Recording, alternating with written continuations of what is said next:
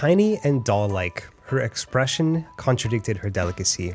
The wisdom of ages was written on her face, and she had honed in on me like a heat-seeking missile.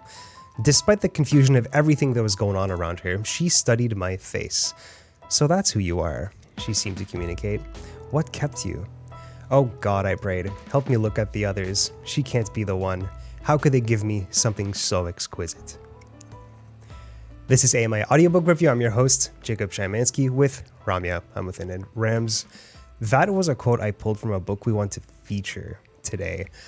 And it's from the introduction, when Kathryn meets her adopted daughter for the first time. And I love that quote. That was very beautiful. There's so many quotable moments in this book. Very funny, I like this too. one. I did not expect to laugh as much through this book, but we're lucky enough to have the author herself. Do you want to introduce her? Sure. Yes. We're speaking with Kathryn Cole today. And Kathryn, for a little bit of background, is a friend of Danielle McLaughlin, who we had on the last episode of AMI Audiobook Review and who's a regular contributor on the show. But it's very nice to have Kathryn on now. She is a Canadian children's book writer. She was also an editor for a very long time. She's worked for several notable companies. She, when she was writing children's books, is known for addressing difficult and important matters for young people. She worked for publishing companies, including roles as a children's book editor and as a managing editor of Second Story Press, which is a Canadian publishing house. And she's co-author of the I'm a Great Little Kid series, which explores social issues like bullying, inclusion, kindness. Kathryn, you can tell us more about that. And of course, she wrote Double Take, which that quote was from, a single woman's journey to motherhood. It's her memoir, but it's also her journey adopting 2 children. So Kathryn, yes. All that said, welcome to the show. Welcome to the show. Did we get anything wrong? Obviously, we left out a lot, but... Did you get anything wrong? Yeah, not right. I'm not a co-author of that series. You're the sole author? I was the author, yeah. Perfect. Okay. Everything Thank else you. was good. Everything else is good. And more. I should have said that at the end, etc. Yeah. But, okay, first question is the book that Jacob and I read recently, which is your somewhat memoir. Do you categorize it as a memoir? No, not really, because it's just such a it was a large part of my life, but I've had a very interesting life all around that. Sure. So I guess it's a chapter of your memoir. Yeah. Yeah. Well, can you tell us a little bit about it? Double Take, this memoir that you published in 1985. Like, it's been a while, but it's still very readable. Could you tell us a bit about it? That was a bit of a warning, by the way, from Kathryn when I asked her to come on the show. She's like, yeah, but it's out of print. You know that, right? Actually, I looked it up last night on Amazon, and you can still get it. Yes, on Amazon. I don't know how that happened, but I can tell you that it was a very important part of my life, and it was my keenest desire to have one child, and fate kept steering me toward 2 somehow. And in the end, I rationalized that 2 would be better than 1. A single mother and a single child being kind of intense, probably. And I wanted my child to have a sister the way I had a sister who was my best friend as well as my sister. And so it's the story of coming to that and waiting and almost giving up and hope and despair all wrapped up in one. And then the final part of the book sort of takes place in the Philippines, where a lot of unexpected things happen, some of them quite humorous and amazing. And with my sister by my side, we managed to negotiate it somehow. Did you try to set a particular kind of tone when you wrote Double Take? Because, of course, this whole experience was all over the place. It was chaotic, if I may say. I tried really just to tell it straight the way it was. And luckily I had, you have a dog behind you too. Yeah.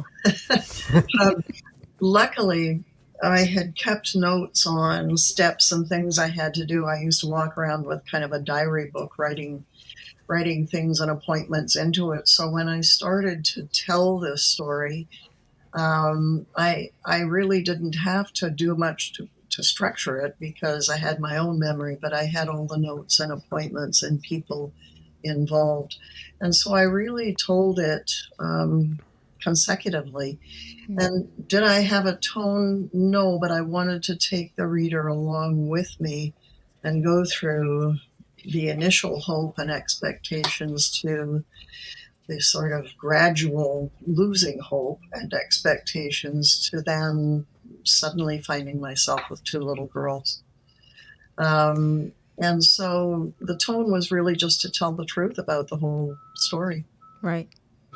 And how do you reflect on that whole process of adoption back in the day? Like you told us how it happened in this book. It was excruciating and a lot of two steps forward, one step back type of situations. Yeah. Like, how do you reflect on that entire part of your life now that you have 30 years of hindsight behind you?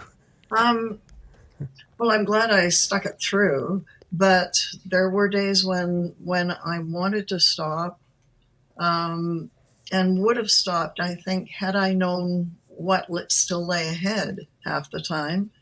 But I was existing on the hope and the fear that if I stopped, the very next day might be the day I'd get a call because I had so many irons in the fire, so to Sure. speak. And it was hard. It became almost an obsession with me, and it was very hard to just think about stopping. After pouring so much energy into an international adoption, I started by trying to adopt a child from Canada and went through the normal children's aid procedure with a wonderful social worker. And she was very sympathetic to me and certainly approved of a single parent adoption herself. But those were times when it wasn't terribly common. Sure. And so the deck was sort of stacked against me. Every time she had a child come into her purview, she'd go into a meeting and there'd be another couple that they would put ahead of me every time. So eventually she said to me, I don't think I'm going to be able to really help you, but I'll give you. I had a very positive home study, and she said, I'll give you that, and you could perhaps start going on your own, and I will back you. But she said, I can't go out of province to find you a child. So I was kind of set adrift in a way. I still had her support, which was valuable, but I had to start going through contacts and friends, and I traveled to places and saw social services in countries like Barbados and all over the place. I was just, Hong Kong was another one.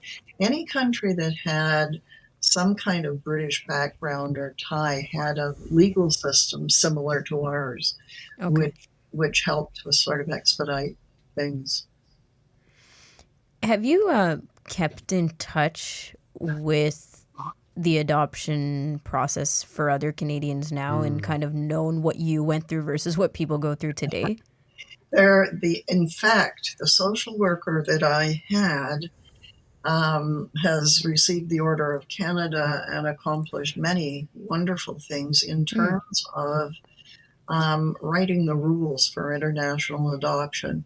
So there are now set procedures so that the kinds of experiences I had a brush with one woman who was selling babies and whatnot, so that those things don't happen as readily.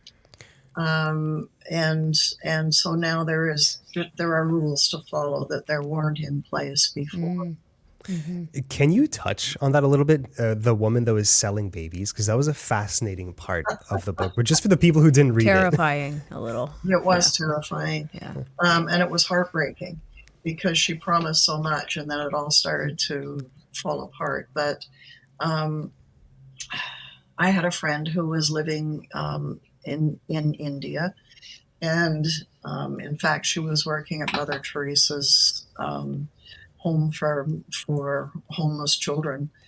And I had contacted her. She was a girl who had lived across the road from us, and she said she'd help wherever she could. And she gave me the name of this woman, and she said, I can't tell you how legitimate she is because I don't know, but you can contact her and find out yourself. So I did.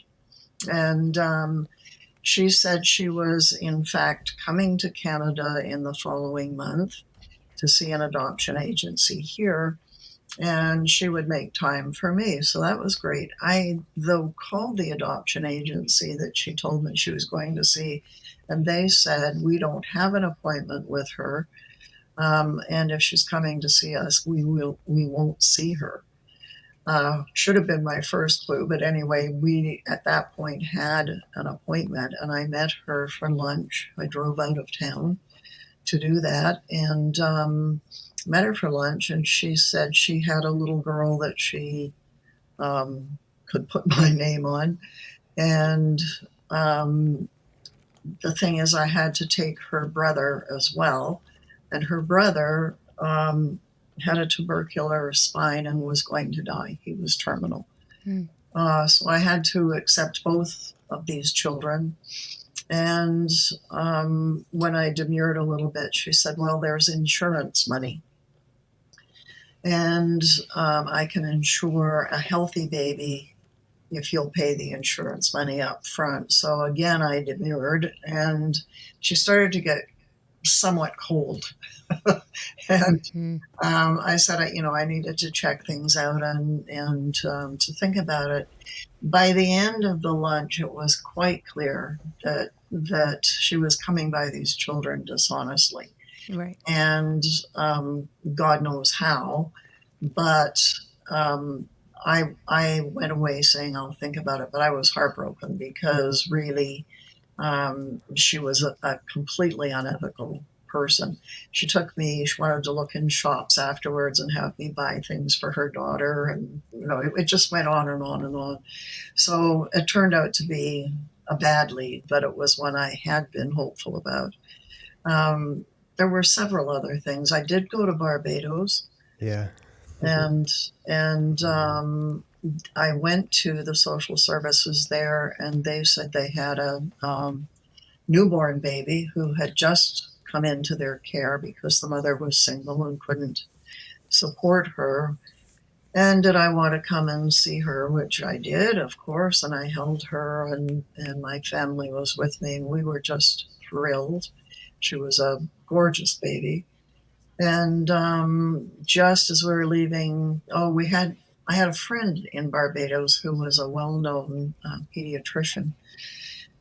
And she had promised to take this infant to her own home while the legalities were being worked out. So everything was arranged and put in place. And just as we were to leave, I got a call from the social worker to say the mother had changed her mind and she Wow.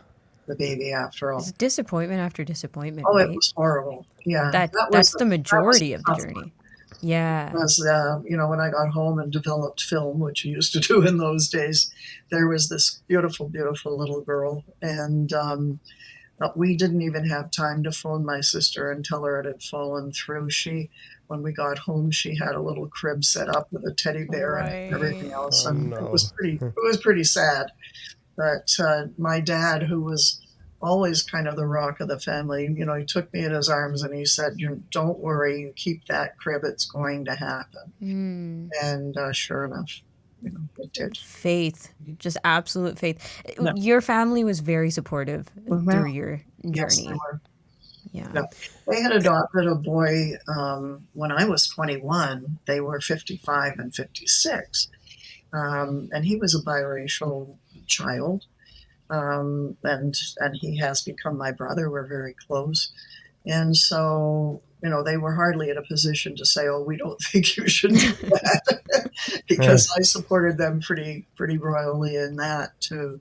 Yeah. I was my brother's guardian in case anything happened to them. And so the quote I read off the top of the show, it was during the first time you met your adopted daughter, Leanne. Well, Do you want to take us back to that moment? wow, that was the moment of all moments, and my whole family came to the airport, which made me nervous because I'd had so many things fall through. I had convinced myself this baby was not going to be on the plane, and I didn't want to go through another horrible scene with my family. But we got there. It was August 27th. It was the hottest night of the year. And I was leaning up against a pole with my mom on one side and my sister on the other. They had blocked the windows for some reason of the arrival section, so you couldn't see through. And so anytime a door swung open, everybody was kind of craning their necks in. There were three other families that we kind of figured were related to this, and they were. They were waiting for babies as well. Four were coming in this group of children, and the babies had been labeled as they had been labeled as kind of emergency cases by the Red Cross because the United Nations was working in the camp where they were, and they did not want to be involved in adoptions. That was not their thing. And so they sent these children out on emergency visas, which got them out of the country and into care, which they needed. None of them were in really great shape. But after the plane landed and all these people came out, there was just this long pause. And I turned to my mom and said she wasn't on the plane. And the door swung open one more time, and one of the men who was in another family group looked in, and they had adopted a girl that the same woman had brought from India. And he said, "There's Mary Jane, and she's got 4." And at that point, my knees kind of almost gave way. I thought, this really is it. And when they came out, Mary Jane was carrying my baby, but none of us knew which one was assigned to whom at that point. And this baby just locked eyes on me. It was as if she somehow knew. And she nodded her head as if to say hello, and where have you been? And Mary Jane just walked up to me and said, "Are you Kathryn Cole?" I said, "Yes." And she kind of threw her in my arms and said, "Well, here she is. Good luck, she's a live one." And apparently she had been awake all the way through the plane ride. And she handed me a baby bottle with something in it, looked like milk. And she said, "This is the last of what I have." And I said, "Well, what is it?" And she said, "I don't know, but it's all gone anyway. Just start again." And that was the guidance I got. There was really nothing. There was no birth date. We didn't know what she had been eating. As it turned out, there had been a wet nurse who said she couldn't look after her any longer. Oh. And that was when they decided to move her out of the camp. They had done a village search, and she was a newborn when she came into the camp in January, so they thought she had been born in December. And that was basically all I knew. I had to give her a birth date in order to proceed with legal and paperwork and whatnot. So I gave her my mother's birth date, which was Christmas Eve. And, yeah. It was that or give her my mother's name, and I couldn't quite do that because my mother was named Elma. Yeah. And I just couldn't label that poor child with that. So anyway, she got my mom's birthday, and they were very, very close all along. Yeah. And leading up to that moment in the airport, it took years to get to it, of back and forth to try to get the right process all set up. 5.5 years. Yeah. 5.5 years. And initially you wanted it to be like less than a year, right? You were ready to go. I thought it would be. When my parents adopted my brother, it took 3 months. So, and the social worker did say to me, this could take a while, but she didn't say 6 years. Right. Yeah. The ups and downs and the waiting and the kind of like especially when you get good news and not know when you're going to get the bad news, waiting for the other shoe to drop, or just saying, I'm just going to put my head down and just keep going my day to day, every single day for however Mhm. long it takes to hear back. Like all of that just sounds stressful. Well, it Very, was very stressful. stressful. You know, people Yeah. would say to me at work, "Where are you going for your holidays?" And I'd say, "Well, I'm not taking any because I'm Yeah. not planning holidays." And You might get in the those call. days, you didn't get maternity leave for adopting children, for adopted children. And so I was trying to hoard holidays so I could have time off if anything ever did happen. It was just like everything in my life just seemed to be on hold, but all aimed at one thing. Wow. Yeah. On hold for 6-ish years. That's unbelievable. Well, before we run out of time with you, Kathryn, can you talk about what it was like writing Double Take versus all the children's book authoring you've done? Um, What's the main difference? the main difference was, I guess, was because I ended up spending 55 years in publishing before retirement. So I worked myself to a schedule. I knew the story well, obviously. So I would write a chapter on a weekend and then spend Monday to Friday editing it. I was Mm, going to write how it felt good, and then I'd read it and take words out or rephrase a few things. So when I finally handed and then I'd have my parents read it. My dad had been an editor too, Hmm. and they'd say that's great. So then the next week I'd write the next chapter, and that was just how I went. It was fun. I put um, I put my computer and chair in the sort of joining dining room to the living room so that I was still in the presence of the girls. I wasn't missing that whole time, hmm. and I found it a very pleasurable experience, actually. Yeah. Now, it was children's writing, I don't want to say not pleasurable, but what type of beast was it compared to hobby writing? Very different. Well, Yeah. it was very different because the children's writing I've done has been mostly fiction, Hmm. and although there was one nonfiction book, but yeah, they were stories that I weren't as comfortable with. Um, I hadn't lived them, and so they required a lot more imagination, Mm. which was a challenge, but also a welcome one. And then someone else had to approve them. Um, so that was a new experience for me. I was used to being the one who approved a story. So it was interesting to be judged that way, and it gave me a better perspective on what my authors were going through. Right. Well, like I have a question about editing, and that's that when you're in that field, you have to edit the books that are put in front of you, good or bad. Like how do you handle editing the bad books? Right? It's probably a very fun job when the books are good, but when the books are bad, I Um, don't know. as a freelancer, I've had more experience because when I was working, we weren't buying what we thought were bad books. Um, there were books that needed help with the writing, perhaps, but we could see the potential in them.